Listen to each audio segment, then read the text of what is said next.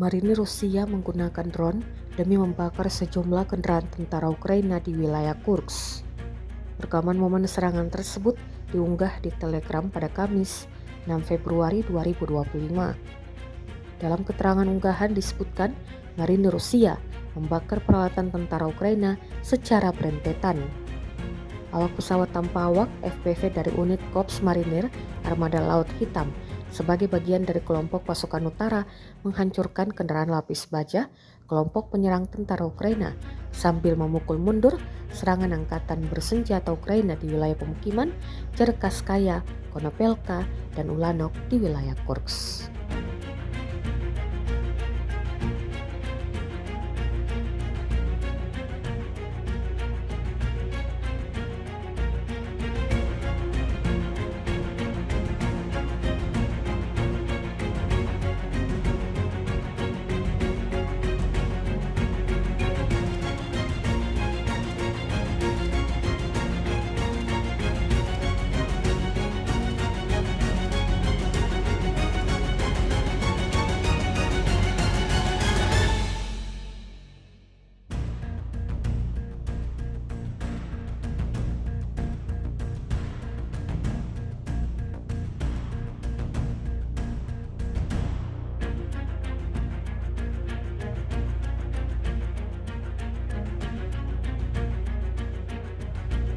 Download Tribun X sekarang, menghadirkan lokal menjadi Indonesia.